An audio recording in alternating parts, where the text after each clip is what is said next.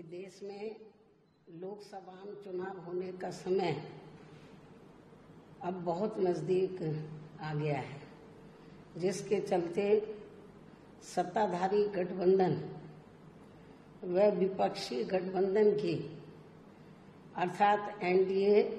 व परिवर्तित किए गए यूपीए की बैठकों का भी काफी दौड़ चल रहा है। हालांकि इस मामले में हमारी पार्टी भी कोई पीछे नहीं है, बल्कि इन चुनावों की तैयारी को लेकर पिछले कुछ समय से पूरे देश में पार्टी की छोटी छोटी बैठकें व बंद जगह पर कैडर कैंप आदि लेने का भी कार्य काफी युद्ध स्तर पर चल रहा है। और इतना ही नहीं, बल्कि अब एक तरफ सत्ता पक्ष का एनडीए अपनी फिर से पूर्ण बहुमत की सरकार बनाने के लिए अपनी दलीलें दे रहा है, तो वहीं दूसरी तरफ विपक्षी गठबंधन यहाँ सत्ताधारी एनडीए गठबंधन को इस बार चुनाव में मात देने के लिए उनकी नीतियों व कार्यशैली आदि का काफी विरोध कर रहा है, जिसमें बीएसपी भी कोई पीछे नहीं है। जबकि सत्ताधारी पार्टी व विपक्षी पार्टियों के बने गठबंधन के बारे में सच्चाई तो ये है कि यहाँ वर्तमान में विपक्षी गठबंधन के प्रमुख दल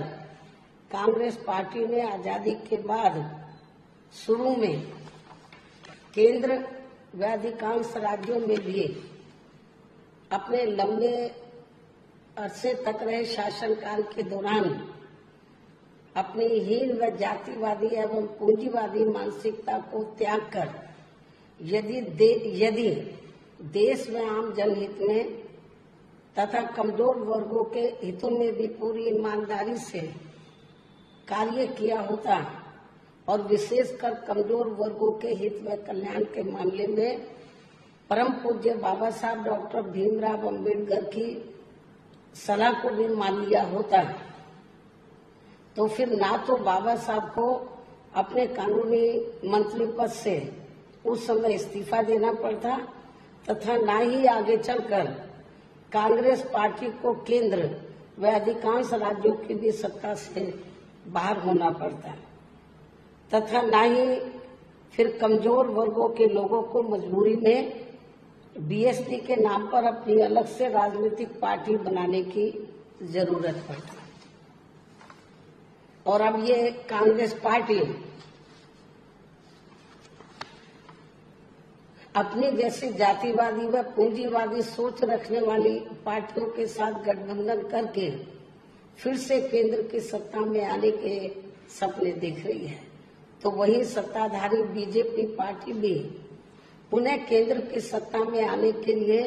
अपने एनडीए गठबंधन को हर मामले में मजबूत बनाने में लगी है। साथ ही फिर से सत्ता में आने का दावा भी ठोक रही है। ये कह रही है कि इस बार बीजेपी और उनका गठबंधन 300 से ज्यादा सीटें लाएगा, इसका भी दावा ठोक रही है, जिनकी कथनी व करनी में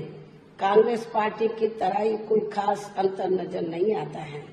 कहने का तात्पर्य ये है कि अब ये दोनों बड़े गठबंधन यानी कि एनडीए व परिवर्तित किए गए यूपीए केंद्र की सत्ता में आने के लिए अपने अपने दावे ठोक रहे हैं, जबकि जनता को किए गए इनके वायदे व आश्वासन आदि सत्ता में बने रहने के दौरान अधिकांश खोखले ही साबित हुए हैं। वैसे भी कांग्रेस व बीजेपी एंड कंपनी के बने गठबंधन की अब तक रही सरकार की कार्यशैली यही बताती है कि इनकी नीति, नीयत व सोच सब समाज में से विशेषकर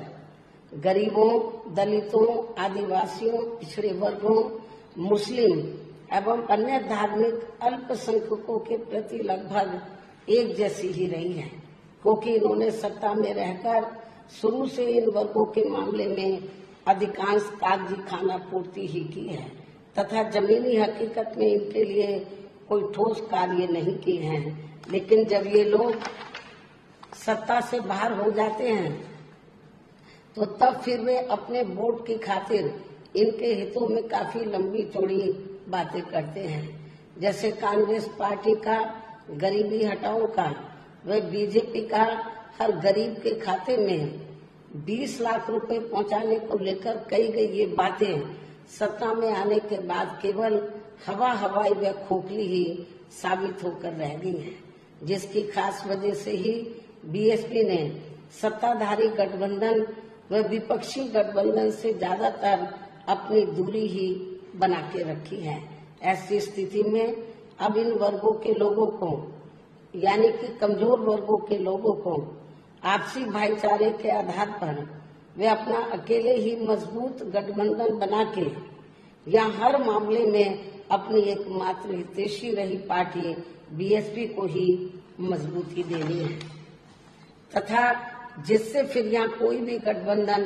केंद्र व राज्यों के बीच सत्ता में पूरी मजबूती के साथ आसीन न हो सके तथा इसके स्थान पर फिर इनकी मजबूत नहीं बल्कि मजबूर सरकार ही बनेगी। हमारी पार्टी का ये पूरा प्रयास होना चाहिए ताकि बीएसपी